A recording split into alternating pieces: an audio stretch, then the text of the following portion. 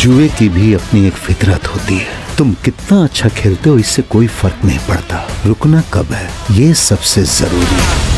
Okay, तो आप में से काफी सारे लोगों की कमेंट आई थी कि भाई तूने लकी भास्कर पे कोई वीडियो क्यों नहीं बनाई, मलयालम स्टार से क्या दुश्मनी है तुझे। कुछ लोगों के तो ऐसे कमेंट भी आए थे कि भाई तुम सिर्फ मास सिनेमा को ही सपोर्ट क्यों करते हो, कभी कभी क्लास सिनेमा पर भी बात कर लिया करो। तो भाई आज थोड़ी सी बात करेंगे और रिव्यू भी करेंगे दुलेकर सलमान की लकी भास्कर की, जिसने मार्केट में तबाही मचा रखी है। क्यों जस्ट 30 करोड़ की हल्की फुल्की बजट में बनी इस फिल्म के आज मिलियंस ऑफ लोग फैन बन चुके हैं, और कैसे इस फिल्म ने 111 करोड़ का कलेक्शन कर लिया है, और क्यों ये फिल्म हर एक यूथ को देखनी चाहिए, और कैसे ये फिल्म हर्षद मेहता से जुड़े होने के बाद भी एक अलग और काफी इंटरेस्टिंग कहानी दिखाती है। तो फिल्म की कहानी की शुरुआत होती है 90s में मुंबई, मेरा मतलब बॉम्बे से, जहां अपना लीड कैरेक्टर यानी भास्कर कहता है कि मुंबई में पैसे कमाने के काफी सारे रास्ते हैं, लेकिन सारे रास्ते जिसे सलाम ठोकते हैं वो है दलाल स्ट्रीट, और अगर दलाल स्ट्रीट पैसे कमाने का समंदर है तो उसके व्हाइट शार्क है हर्षद मेहता। लेकिन पट्ट से मेन रोड पर चल रही हर्षद मेहता की कहानी से गाड़ी लेफ्ट टर्न ले लेती है, और लेफ्ट टर्न लेने के बाद पब्लिक को जिसकी कहानी दिखाई जाती है वो होते हैं एक lower middle class boy mister Bhaskar, जिसकी उधारी उस मोहल्ले की हर दुकान से लेकर बैंक तक होती है। और बैंक से याद आया कि अपना भास्कर बैंकर ही होता है, वो पैसे तो गिनता है लेकिन ऑलवेज दूसरों के। मिडिल क्लास वाली सारी शुद्ध क्वालिटीज उसके अंदर कूट कूट के भरी हुई होती है, फिर चाहे वो ऑनेस्टी हो, देश प्रेम हो, फैमिली को लेकर चलना हो, या फिर सबसे दब के रहना, फिर चाहे जेब में खुद और अपने बच्चे को बड़ा पाव खिलाने के पैसे भी क्यों ना हो। भास्कर के मोहल्ले में सरेआम बेइज्जती की जाती है, बैंक में उसका सीनियर भी उसकी खूब बजाता है, प्रमोशन का हकदार होते हुए भी उससे वो हक छीन लिया जाता है। इसके बाद भास्कर के लाइफ में एक ऐसा मोड़ आता है जहाँ 30 दिन में मिडिल क्लास बॉय वाली किताब के सारे उसूल, सारे प्रिंसिपल, इन सारे चीजों को पीछे छोड़ के भास्कर मनी भाई के साथ हाथ मिला लेता है, और सच में उसे फर्क नहीं पड़ता कि जमाना क्या कहता है। गलत सही के मायने उसके लिए बिल्कुल खत्म हो जाते हैं, वो बस एक ही चीज जानता है, वो होता है पैसा।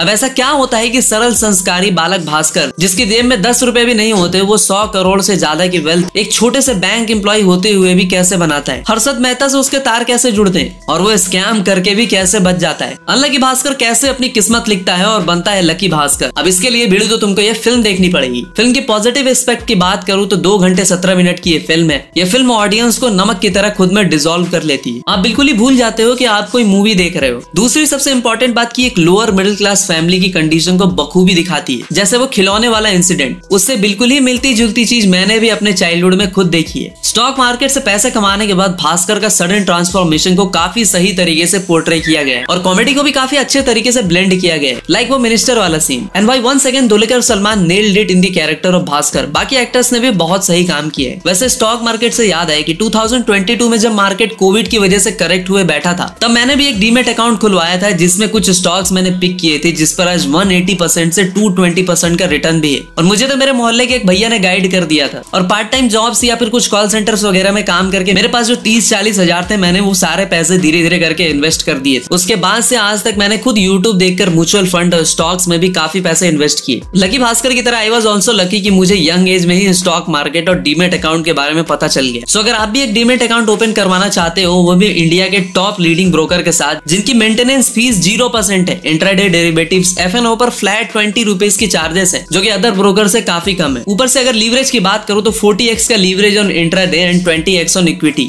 और आज तक इस ब्रोकरेज फर्म ने 7.5 मिलियन लोगों के डीमेट अकाउंट ओपन किए हैं। इसका यूजर इंटरफेस भी काफी इजी है, तो भाई डिस्क्रिप्शन में दिए लिंक से जाकर डीमेट अकाउंट इमीडिएटली खुलवाओ एंड स्टार्ट इन्वेस्टिंग। ओके, तो फिल्म की अगर नेगेटिव एस्पेक्ट की बात करूं तो डबिंग काफी अजीब लगती है, सबका मुंह पहले चलता है, आवाज बाद में आती है। फिल्म को और भी बड़े स्केल से बनाया जा सकता था, BGM विजुअल को बहुत अच्छे से पोर्ट्रे किया जा सकता था। Overall story wise, acting wise film को 9 स्टार तो मिलना ही चाहिए, क्योंकि 30 करोड़ जैसे इतने कम बजट में फिल्म ने जो किया, that is something extra ordinary. और इसीलिए 16,000 लोगों ने भी अपना टाइम निकाल के इस फिल्म को IMDb पर 8.1 की रेटिंग दी है। मतलब भाई मस्ट वॉच फिल्म है, एक बार तो आपको जरूर देखनी चाहिए। और डिस्क्रिप्शन में दिए लिंक से जाकर डीमेट अकाउंट खोलो और म्यूचुअल फंड, स्टॉक्स, जहां मन करे स्टार्ट इन्वेस्टिंग। और आजकल तो 50-100 रुपए में भी इन्वेस्टिंग स्टार्ट कर सकते हो। तो अभी जाओ और इंडिया के टॉप लीडिंग ब्रोकरेज फर्म से अपना डीमेट अकाउंट ओपन कराओ। तो मिलता हूं तुमसे एक और इंटरेस्टिंग वीडियो के साथ, तब तक के लिए हर हर महादेव।